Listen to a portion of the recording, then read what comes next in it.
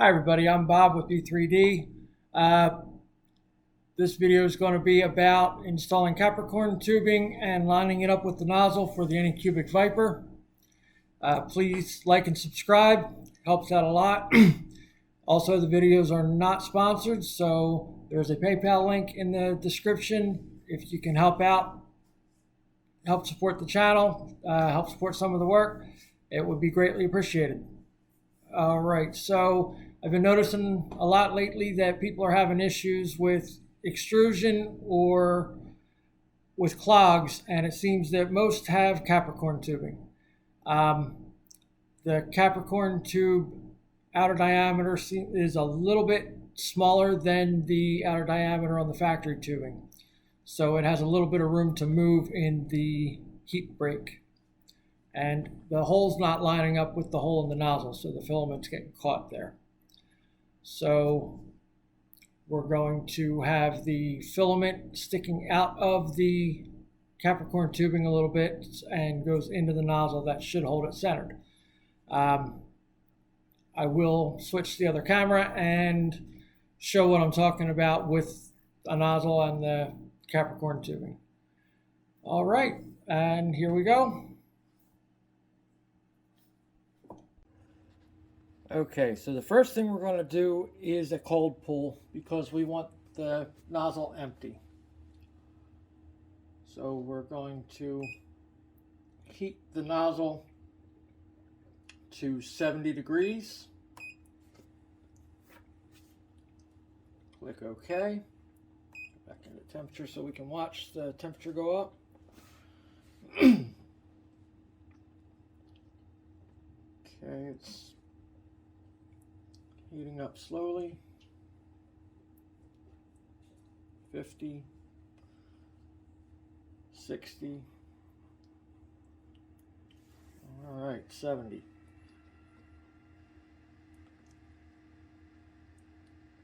Just put some pull on the filament, not super hard. It'll release by itself.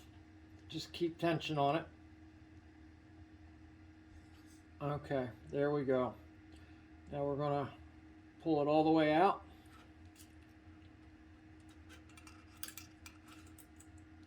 There we go. And see if I can get this a good picture of this here. You can see that the filament that came out, it stretched some, but it is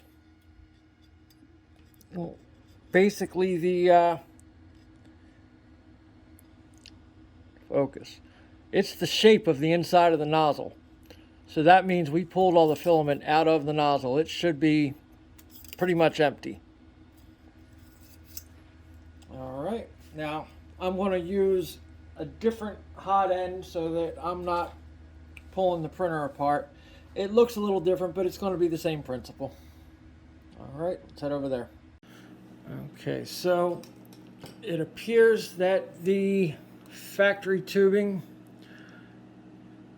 has a slightly larger outer diameter than the Capricorn tubing. And with that being the case, when you put the Capricorn tubing into the heat break, it's got a little bit of room to move back and forth, side to side. So when you push the Capricorn tubing down into the heat break and it hits the back of the nozzle, the holes might not line up exactly perfect, and we've got pressure on it, especially if we tighten the connector and pushed it down on it. If it's a little bit off, you could be getting a jam because the holes aren't lining up. So we are going to insert the Capricorn tube with a little bit of filament sticking out the end to center the Capricorn tubing on the nozzle when we assemble it.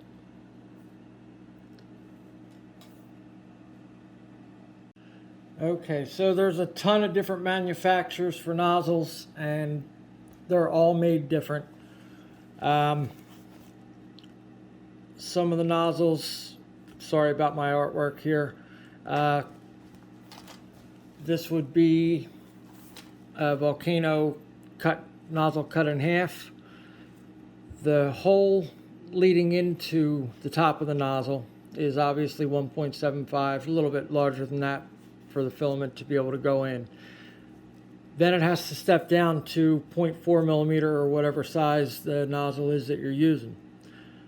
Some nozzles have a gradual step down to the 0.4 millimeter, and others have just a 90-degree step. The ones with the gradual step down seem to flow better. They don't seem to be any more expensive. It's just the machining process that they use. And also, some nozzles will have a chamfer at the top where the filament goes in, and some don't. Let's see if I can get this focused here. See, this bottom one has a little chamfer on it, so if it's not quite lined up perfect, it's still going to be able to get in there. And this nozzle is just flat, so if it's coming from the side a little bit, it's going to hit it and stop and get stuck. Just going to have to look at the nozzles that you purchase and see how they come, see if they work for you. Okay, so I'm going to assume it's probably safest to remove the hot end from the strain gauge so that we don't have any issues with bending that.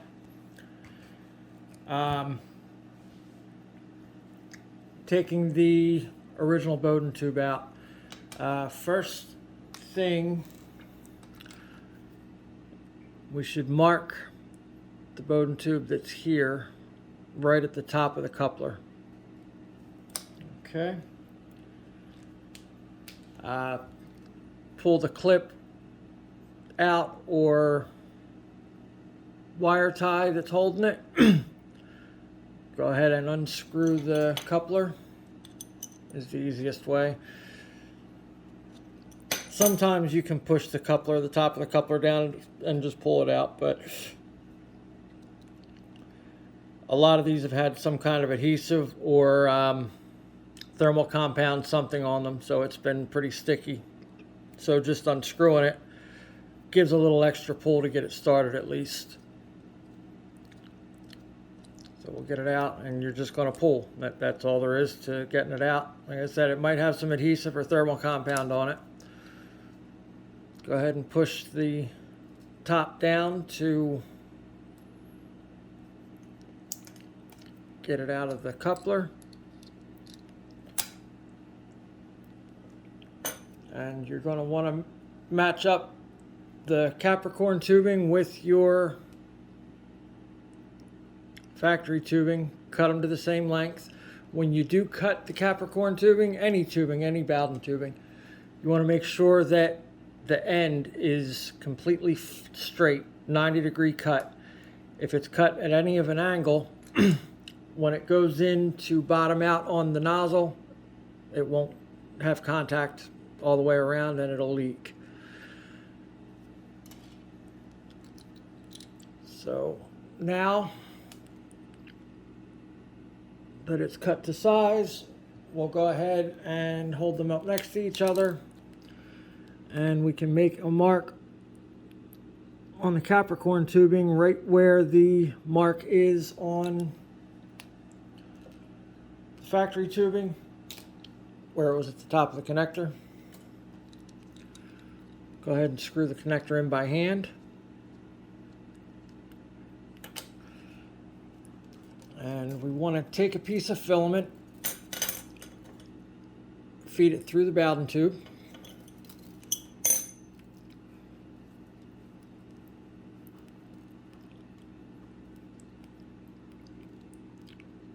Okay, we'll get it right to where it's flush with the end.